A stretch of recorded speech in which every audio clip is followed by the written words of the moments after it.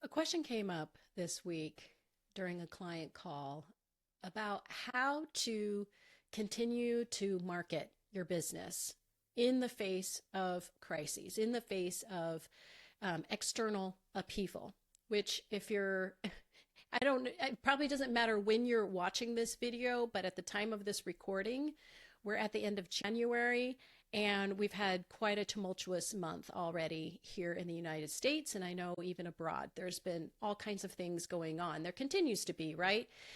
I feel like the time between crises, it just feels like it's shrinking and shrinking until it's almost like every week, every day, there's something new, some major thing that's happening.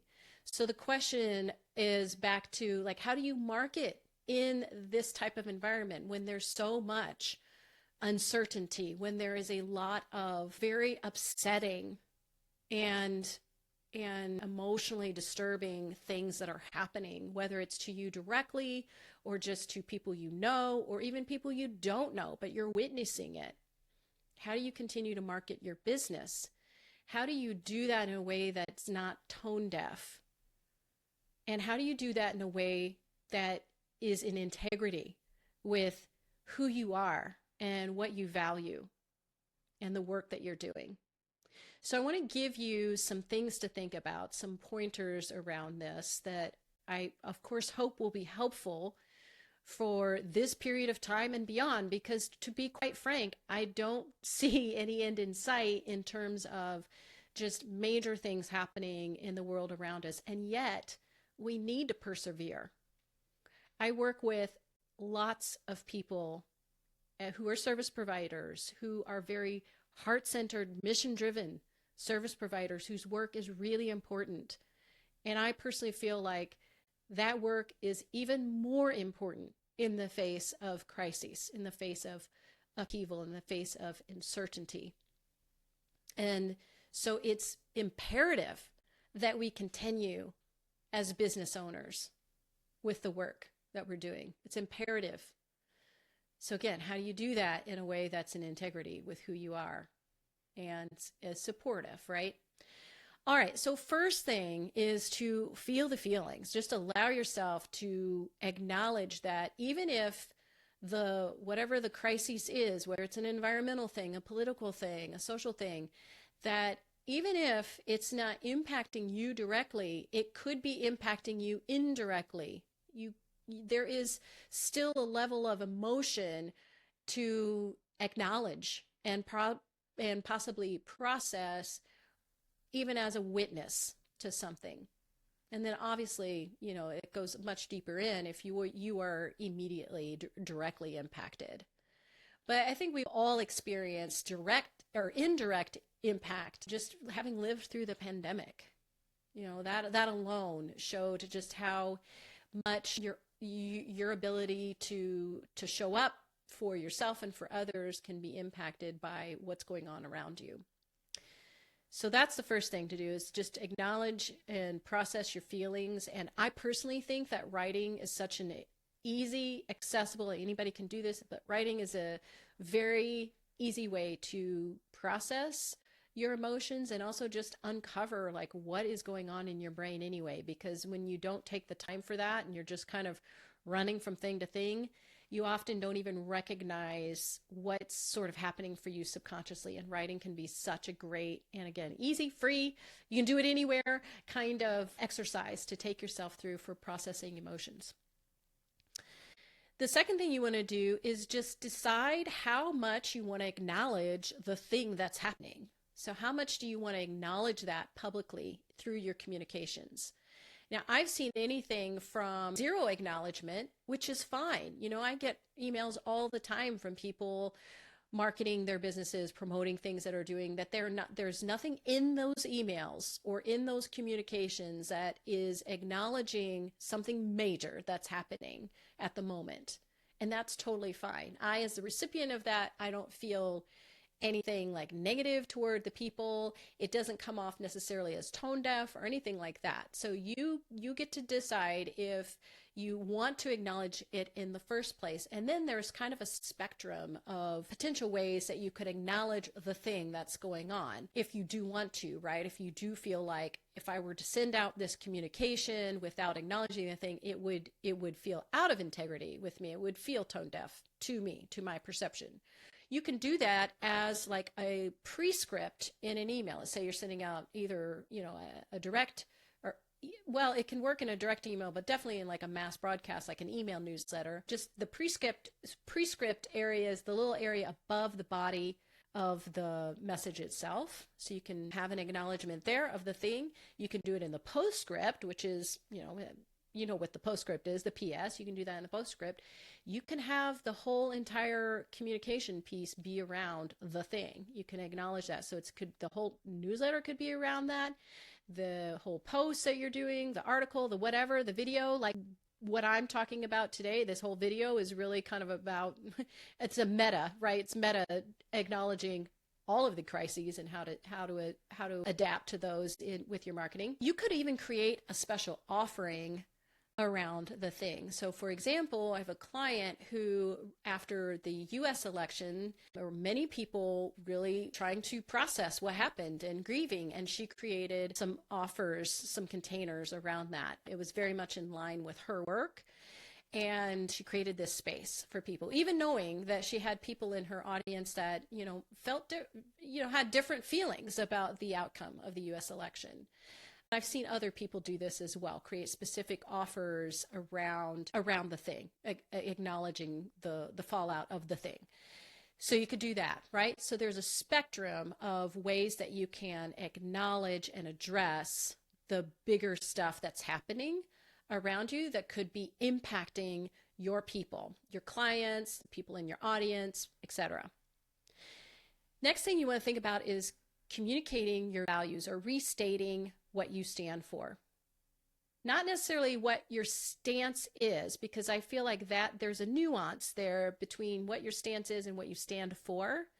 There's a way that you can talk about your values and the things that you believe in a positive light, and not necessarily in a way that's has to be all inclusive of everything, but in a way that can be more welcoming of divergent opinions than if you were to approach being hardline with your stance. Now, that is not to say that you can't be. You can absolutely, you have every right to be very hardlined about what your stance is on different issues. It's totally within your right, and plenty of people do that. It's obviously, there's, potential for more polarizing response around that, and that's fine too. You just, you have to do you in that. But this is an opportunity for you to communicate what your values are, recognizing that even when you come across as, I guess for lack of a better word, soft in that communication as you can be or as you want to be, you will still have people that don't agree with that and will leave, right? And that's okay too. Just bless and release and move on, okay? But it's a great time to just remind people about your own personal values and that of, by extension, your business. It's also a good time to remind your clients and your community at large your commitment to your work, to your service, and why. Like just restating your mission, your big why around all of that. And the fact that you're not going anywhere, that you are with them. So another example is a client that had many people in her community, clients and her larger audience, significantly impacted by one of the many things that happened in the last couple of weeks from our administration in the US, issuing, freeze on federal grants. And that put a lot of people in major upheaval in her audience. And so this is a time for her to communicate that I'm not going anywhere. I'm supporting you through that.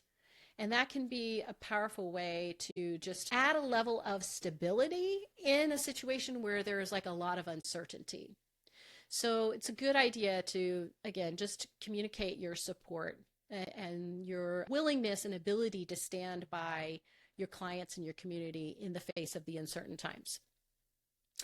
Toward that end, I recommend also sticking with your consistent, I should say, let me say that again, being consistent with whatever communication schedule you're already on.